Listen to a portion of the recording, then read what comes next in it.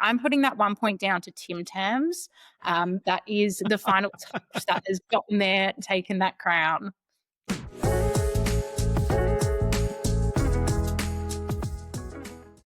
This week in e-commerce, episode 114. I am Mal Cheer, and with me is Alex Ross. Alex, how are you? I'm good, Mal. How are you going? How are you surviving the Black Friday period? Do you know what? I've been saying to everyone that while everyone's running around like headless chooks, my bit's over. Like all the strategy and planning has been done for weeks. So I'm just making a nuisance of myself at the moment, just like jumping into accounts saying, why are we doing this? Hey, have we thought about this? And everyone just like reacting to the grenades I'm throwing their way. Although not really. Everyone's actually doing pretty well. So my client wise, everyone's good. So I feel relatively chill this Black Friday. And how about you? Yeah, we love that. Look, a bit of the same. For us, it's, the hard work's over, everyone's busy, just actioning. So it's always eerily quiet for us during that week or that month of Black Friday, which can only mean positive things in the world of tech. Yeah. Everything is going smoothly and everyone's happy. Yep. But are people answering their emails from you at this time? You'd be surprised. Yep, I'm still getting some replies. Had, a couple demos this morning and I've got one tomorrow. So people are still focused on the future, which is great. Fantastic. And then we get into party season, December. My calendar is just chock-a-block full of every event imaginable under the sun. I know everyone's pulling us in a lot of different directions. Yeah, super exciting. And there is a lot going on in the world of retail at the moment. Before that, I am going to make a quick shout out to what happened with OpenAI, and actually I should say NVIDIA this week, with two of the biggest investors in the world, Peter Thiel and SoftBank, both pulling their entire stake in NVIDIA. Did you happen to see that one? I did. I just saw it in the context of people kind of fear-mongering around the AI bubble, but I did find that very interesting. What's your take? Well, I think they're both very smart investors, although you could kind of argue SoftBank aren't all the time. But the fact that they're pulling it out suggests that they feel that it is overinflated and they're getting out while the going's good, and putting it into OpenAI. That was the one which I actually thought was more interesting, that SoftBank have pulled out their entire stake from NVIDIA, put it into OpenAI, which suggests that they think that OpenAI is undervalued and are pulling it from all the other stocks. And also all the other big tech stocks, the Magnificent Seven, have also lost a combined $1 trillion in the last week as well. Look, I think that it definitely is a bubble, but it's not going to burst. There'll be more like a deflation, and it'll kind of go back to where it probably should be, instead of some of the ridiculous valuations we're seeing now, where the neighbor could like say, "Hey, I'm doing an AI dog kennel business," and they'd probably be able to raise 30 million. Yeah, right. So instead of a bubble, it's kind of like a slow deflation of a balloon as it sadly goes to the bottom. Well, I think it's like it's at its peak, right? If you blow it up anymore, it's going to burst. So we're just going to deflate that slightly, take some of the money out of that. Yeah, okay, it's interesting. Anyway, that's not why we're here. We're here to talk retail.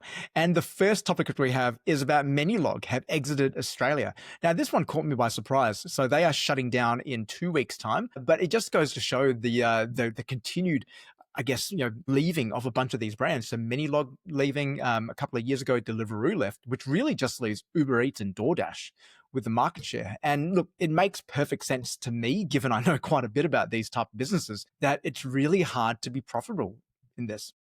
Yeah, I was excited to bring this one to you. I was like, there's no one better to talk about the exit of Menulog than Mal, ex-CMO of Uber. So yeah, I think it does leave space in the market for a potential disruptor, but it's hard to disrupt these giants at this point. Well, I think the fact that Uber is so big and they can leverage across both their rides business and their eats business, means that you can't really fill that vacuum. You've got drivers who can do both. So in their downtime, they can do both. Whereas here, you're kind of stuck, and you're also restricted by the number of drivers you have as well, because they're all doing Uber Eats orders, which means your orders always tend to get a poorer experience.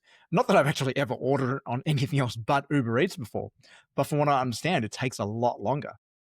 My concern, though, is that when you have Uber now effectively becoming a monopoly, because they have like 75, 80% of the market, DoorDash has about 20% of the market, their fees are going to go up, the costs are going to go up. And in time, I imagine the enshittification of it will occur. And it already kind of is, with them shoving grocery down your throat every second screen of the app. Yeah. And look, interestingly enough, on the weekend, got into an Uber to go to a wedding. and the guy had a brand new car. Turns out he's started Uber driving 3 days ago. So I found that interesting that there's still a lot of people jumping onto the network. They're clearly, yeah, still building that out, and it's a force to be reckoned with. Yeah, it's how long the drivers stay on there, but there is a lot of people who are going on there just to make some extra money, right? Like wage growth is slow. If you can imagine you go out and make a few $100s extra a week, why wouldn't you, I guess, if you had the time and you were willing to let a stranger into your car? I only did that once, right when we launched UberX. Well, I suppose it's kind of like, what do you call that? The corporates have to go work in the business for a day at McDonald's serving soft serve. So, yeah, Yep. that's a good experience. Yep, that's right. They call that dog fooding. You have to eat your own dog food. All right, the second story we have is Dow Jones, which is a furniture brand I'd never heard of before. We're in the news this week due to a competitor using their images in AI. Now, this brand, a Melbourne-based brand, spotted the images being used by another retailer which had been used through an AI platform. And the interesting thing about this, which you brought up, Alex, is that the T&Cs from the platforms actually shift the responsibility to the user if they're using copyrighted material. Yeah, the detail of this one was interesting to me. Dow Jones, amazing Victorian based business, spotted their image being used by another retailer. I don't think they were a competitor, which even makes it more nuanced, where they found this image, they AI'd their product onto it, and then found out later actually that image was ripped from Dow Jones. And then, yeah, like you said, reading into the T's and C's, they're actually liable for that, regardless of the fact that this AI image platform recommended an image that it had stolen from another business. And how do you protect against this? Because more and more of this is going to happen, right? So whether knowingly or unknowingly, in this case, the other retailer said that they weren't aware that it was happening. How do you stop this when when AIs are going out there and just scraping content from the web and putting into ads, putting into copy? And we talked about this a couple of weeks ago, I think, with the Australian copyright law changes. Yeah, I don't know how you protect against this. What do they say? Imitation's the highest form of flattery. So be flattered and move on. Having a big brand, having Dow Jones's clients, customers, shoppers, flagging this with them, understanding kind of the value behind that creative has helped. But it doesn't sound like there's much you can do to protect against this. I think a couple of things you could be looking at, though, is to whether you slightly watermark your images or just put something on it so that it won't get used. But I think a lot of it is also that the platforms, agencies, anyone creating this content really has almost a duty of care to make sure that they're disclosing that it was generated by AI. So there isn't that confusion there either. Yep, exactly. And I think first seeing this story being like, oh, that's really bad at this other business, and then getting the detail going, oh, it's still not great, but I'll give them the benefit of the doubt there. Whereas if they had originally said, this is an AI generated image, it probably would have reduced the impact of that as well. Yeah. And another story which came up this morning, actually, which you shared with me, is that our good friends at Mateship are partnering with ParcelPoint to offer free shipping. Now, this is a really, really cool one because one thing about the Mateship platform was always, where are these parcels going to get delivered to? And by partnering with ParcelPoint, they really open this up. And it's kind of a cool concept that, within your community, you can have communal parcels where, which will, if everyone is shopping from the same retailer, they all get delivered for free, which is a pretty good thing if you're only buying one or two products and you're under that free shipping threshold. Yeah, it's an exciting announcement from Mateship. They've been kind of dropping hints the last couple of weeks, so eagerly looked on at 8 a.m. to see what the news was. Yeah, I think it's a fantastic move for them. Really opens up more shoppers, particularly where we're at in the economy. Anybody will take free shipping.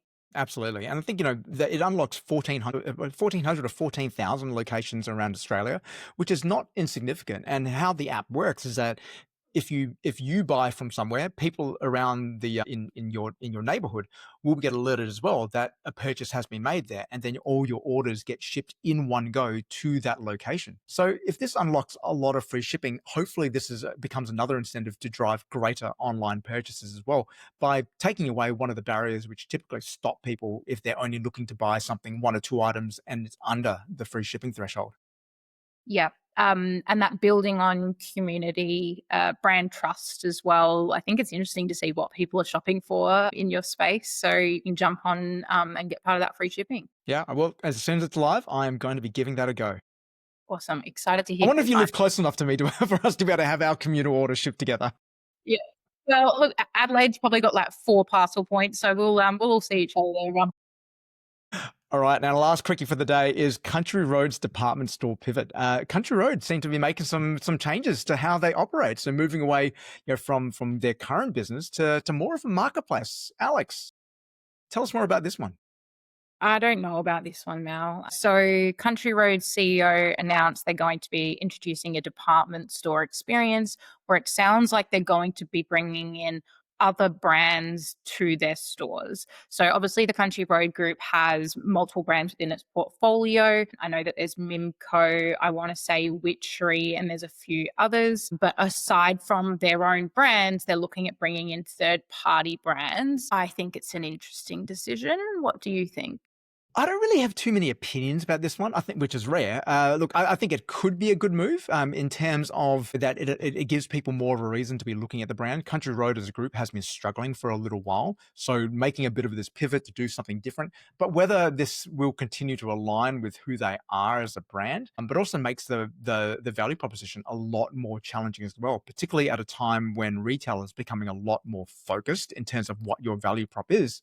This actually makes theirs a lot broader and more diluted in many ways. Like, while there are benefits, having more SKUs there means that, they're going to have more brands exhibiting, so more incentive for people to come in. We've already got that. We've already got David Jones, we've already got, I was about to say John Martin's, Myers, we've already got a lot of the department stores. So moving into this, like, is that actually what consumers want nowadays? I think it's going to depend a lot on the type of brands that they bring.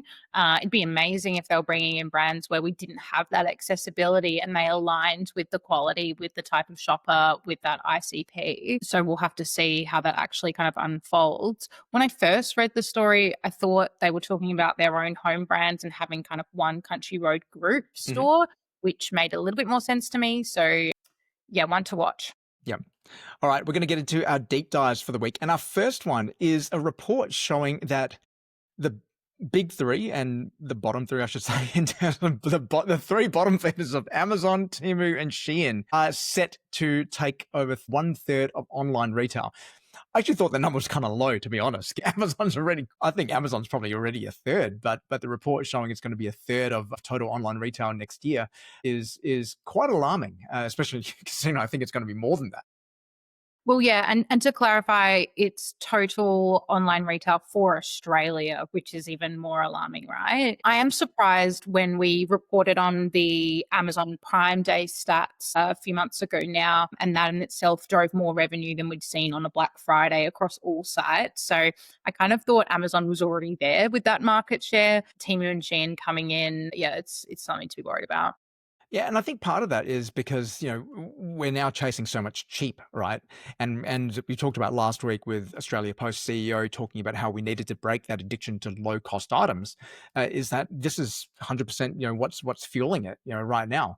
Amazon have started their Prime Day sale today, I believe, and that's what people want. They want that cheap product. They want that speed and reliability of being able to order through Amazon Prime, and that's kind of where we're flocking. So it's great that going back to the Mateship story, that is kind of countering that, hopefully, by giving people more of incentive to buy from other brands as well. But it's going to be really hard, I think, over the next 12 months, particularly if the economy continues to struggle like it currently is. Yeah, it's interesting take talking about that mateship story. I do like that in the sense that it's helping promote Australian brands and getting past that kind of delivery network that Amazon do so well in. Interested, do we think that Amazon has that same perception when it comes to price point like it does Temu and Shein? I think more and more, particularly since Amazon are really pushing Amazon Haul now. Before that used to be kind of hidden on the app. Now it's fairly prominent in terms of like, hey, don't miss your Haul deals. And when you look at Haul, and I'm ashamed to say this, I've looked at Haul, then I've looked at Temu. It's the exact same products. It's the exact same products. There may be a couple of dollars difference, if that. But that's what Amazon is very slowly becoming. It goes back to that word I used before, the enshittification. And Amazon are doing the same. It's been their business model for years, where they find a product which is trending. They'll go to a manufacturer and come up with their own low cost option of that. They'll copy that, they'll rip it off, and they'll push those sales instead. And that just keeps driving down the quality. That just keeps driving down the price. And also, the consumer is generally none the wiser until they actually receive the product. But in this case, people just keep going back and back and back to keep buying these shitty products. Yeah. And ending up in landfill and all of the other good stuff associated, right? Yeah, there's a lot of news about that now, and I feel that's a topic which people are talking about a lot as well. But it's going to be a challenge again for a lot of brands, particularly I think fashion apparel is reasonably insulated from at least Amazon and Temu, but not from Shein. And again, it's just like to be able to survive in this, you need to kind of lean into the fact that you're better quality than them. You cannot compete with them at a low cost, low quality point of differentiation. You really need to focus on being more premium to command that price premium. And this is something which I went to last week with Ben Gilbert from Jarden, where he was talking about the drivers for purchase now, and people are willing to buy, but you need to give them a reason, and that reason has to be around being premium or being super cheap. But if you're super cheap, you are playing in this space, Yeah. Yeah. and you can't compete with these guys. No. So yeah, it's how do we compete on value? How do we compete on brand? Players like Patagonia, Nudie Jeans will always stick in my mind as being the leaders in that space and ones that we can learn from. Unlimited warranty, even Lululemon in that space as well, kind of providing that longevity and guarantee behind their products and the quality. Yeah. And I think the other thing which Amazon have done really well is through Prime. Prime has essentially like locked people into the Amazon ecosystem because you're watching Prime Video. I know I watch Prime Video quite a lot. You may be using Prime Music, you've got a Kindle, and you're using Amazon Prime as well. And it becomes really easy to do. So to echo the words of Australia Post CEO, we got to get off that drug. We got to get off that drug. Otherwise, we're going to find that a lot of the retailers here are just not going to be able to survive on their current assortment of goods they're selling. Yeah, absolutely. All right, our next one is going to be on the lists. And this week, there have been a number of lists which have come out, including Power Retail, AFR's Fast 100, and the Smart 50, which has come out. So there's a lot of awards coming out at this time of year, and quite a few of these brands and winners really stood out to me. First of all was Adore Beauty, the #1 most loved retailer in Australia. Yes. And I don't know if you saw the detail of this. They won by 1 point. So it was something like they were rated 249, and then someone came in at 248. So I'm putting that 1 point down to Tim Tams. That is the final touch that has gotten there, taken that crown. That's amazing. Well, I think you're not far off from that because part of this as well was around their customer experience, the retention, the loyalty as being what they really called out as being the reasons why Adore was able to win this award. And the Adore customer experience is fantastic. They really do look after their customers. They really do invest a lot in that retention, and that's reflected in their numbers. So that Tim Tam, I think, is absolutely correct.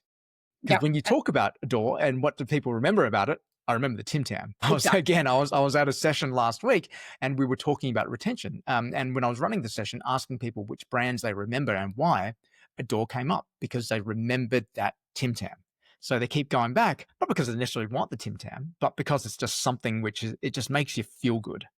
Yeah, it's memorable. And to compete, I think like to compete against, I think in the top 10, there was The Iconic, there was Mecca, there was Chemist Warehouse. So players that are deep in their space, Tim Tam set them apart. Yeah. All right. And AFR Fast 100, a couple of brands we know here. So first of all, we're going to call out the Aggregate Co. who made the list, which was fantastic. So well done to Justin, Kai, and the team. Great job there. But then also the Lad Collective from a retailer perspective. So the Lad Collective betting and only betting, and we're able to make that list. So absolute rocket ship growth just on essentially a few SKUs. Absolutely. Are you familiar with the brand, Mel? A little bit. I highly recommend the product. It's great. But I think it's amazing that they've kind of taken one product, redesigned it, marketed it in a way to come in at number 24 in the Fast 100. Like local boys doing really great things. And I think it does go to show that if you can create that point of difference again, you can grow just on one product. I think one of the risks a lot of people will do, and I see it right now, particularly in apparel, where people are really broadening out their range to try to grow rather than focusing, which means you're suddenly spread very, very thin. One of the stories I often tell is around back when I was working the activewear space, the brand I was working for at the time decided to release skincare.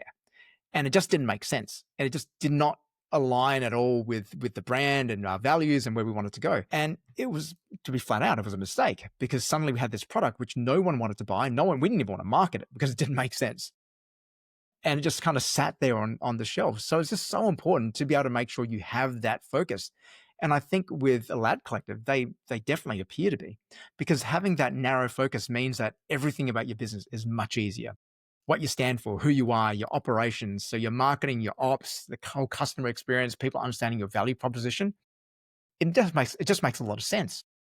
Yeah, absolutely. And if you look at what they're selling now, they have obviously grown from just that one kind of core SKU, but those surrounding products are all very deeply aligned with the brand and their customer and why people shop and love the Lad Collective.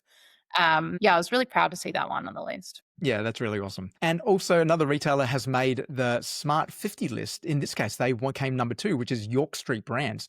Now, York Street Brands, I've actually been aware of them for quite a while. They're actually, you've probably never heard of them before, but they're essentially a house of brands. So they're a company which own multiple brands in the beauty disruptor space, I would say. Alex, had you heard of them before? Yes, we've spoken about them before. Rachel Wild is the managing director. My understanding is York Street has kind of been built off the back of her initial brand and then supporting other disruptors in this space. It's not mentioned in the kind of articles around this, but I know that they've got a new hair care line, which has been going absolutely mental. It's all over TikTok. So exciting space for particularly a really traditional vertical. Yeah, and I love the fact that they're able to focus on each one of these brands separately rather than trying to combine them. And going back to the earlier point before around having that single SKU focus with Lad Collective, or at least a narrower SKU focus, is that by having these brands being able to exist by themselves, you can actually have a lot of different players in the market rather than putting all your eggs building one brand, which is trying to appeal to a lot of people. You can have multiple brands appealing to different parts of the market and collectively own a bigger share of the pie as well. You know, a good example of this is eShopping Group, who I work with, who are also a house of brands. And they've got 9 different brands, which have now, most of them are expanding really, really well. But by having a lot of bets rather than just placing one big bet, they've actually been able to see a lot of growth doing that strategy instead. Yeah, and the success of rolling out that kind of playbook when it comes to great, they've got a great manufacturer, they've got that great kind of distribution model. All of that is a little bit rinse and repeat. But keeping again aligned on what they do well and not veering too far away from that. Yeah. So look, I think some takeaways from looking at that list is number 1, Tim Tams. Number two, focus. And number 3, it's about, placing a few different bets, rather than just going all in on one. Yep, I'd agree with those takeaways for sure. All right. And our final deep dive of the day is one which has been making the news for quite a while, which is the rapid rise of retail crime. Now, as someone who's been working in retail since I was 19 years old, this is really alarming to me when you see some of the stories which are coming out, a lot of them from Victoria, but I know it's happening in a lot of other states as well, with violence towards retail workers, the increasing number of thefts, but also in the last 12 months, the number of incidents, retail crime incidents, have risen from 82,000 in 2024 to almost 100,000 this year, which is a 20% increase. Now, that's just crazy. And that's leading to quite a lot of changes as well. Westfield are rolling out number plate recognition in their car parks. In Victoria, there's up to 5 years jail time for assaulting a retail worker. What do you think is going on? And how's this affecting the industry? Yeah, I think back to, again, a story we covered probably a couple months ago now from the Daily Edited about the mental health of retail workers and crime being a big factor into why we're not rating as high as we'd want to be or historically have. I think it's good that we're taking it seriously. I think it's really frightening for these staff. One thing I've noticed is when you go on Facebook Marketplace, there's boxes and boxes of Lego and those types of products that I imagine are great to steal because you can resell them in a way and maintain some value. So I don't know what to put it down to, but I'm glad that at least Victoria, Western Australia, Westfield are taking it seriously. Yeah, look, I'm not sure either from a socioeconomic point of view. I couldn't tell you what are the drivers behind this, but I guess some of the immediate impacts though for retailers is that there's significant impacts not just from an economic perspective, but obviously you have theft, so shrinkage in your inventory, but also your premiums go up as well. So the more crime there is, the more expensive it becomes to insure. But the biggest thing is really around the staff turnover. I always look at retail as being this great stepping stone for people into their career. You learn a lot through working in customer service. You learn a lot through working in retail. And when you leave school or uni, it's a great first job or second or third job to have before you then go on to your forever career, whatever that may be. Might be in retail. But we're going to lose a lot of that now because people are being scared off working in these places. I was talking with my wife's cousin before, who used to work in retail but hasn't because of the abuse which she used to get. And she was working in a supermarket. And you hear about these things. It's like, why? Why are we so rude? Why are we so coarse to each other at the moment just because we don't have something in stock? Yeah, it honestly, I think it came to the front of my mind when we were talking about COVID not abusing medical staff. And then it just seems to have leaked into, there wasn't enough toilet paper. So people were abusing the supermarket workers. And now it's just trickled into all customer service people are getting this abuse and it's repulsive. Hmm. Look, I hope to see some ad campaigns about this and other forms of it, because you should not just be going up to people who are doing their jobs and abusing them. They have other things to do as well, and their job is not to make sure that you have toilet paper in there. Yes, this should be done, but that's not worthy of abuse, particularly if you're there trying to help, if they're there trying to help you when you're Yeah. going in that store. Yeah, absolutely. And look, as someone who grew up on the retail floor, grew up out of university on the retail floor, such fun memories, such an amazing job working in retail. I'm disappointed to see that we're kind of losing that draw card for those jobs. Yeah, well, I do hope that we can really fix that and make sure that retail continues to be a great place for young people to go work, because that's what we need, particularly if AI is taking all the jobs, right? Yeah, at this Look, point, and I got to say as well, like two of my very good friends who are still friends to this day are who I used to work in Sanity with, and 25 odd years on, we're still really close friends, but we wouldn't be if we didn't have that whole experience. yep. And, to some degree being a bit unsupervised, which is good for brands in the sense that they don't need to be paying for all of these overheads of staff. You can have a great time, make these great relationships. It's a win-win. Yeah, and I'm also noticing a lot more security as well in different stores. I was in the department, so I was in a mall the other day walking around, and quite a number of stores had a security guard posted inside. Yep. And I'm likely off the back of all of this. Yeah. All right. Well, on that very positive note, Alex, Black Friday, we are into Black Friday proper next week, Cyber Week. How are things shaping up for you? Are you ready to start spending? Have you I started did. spending?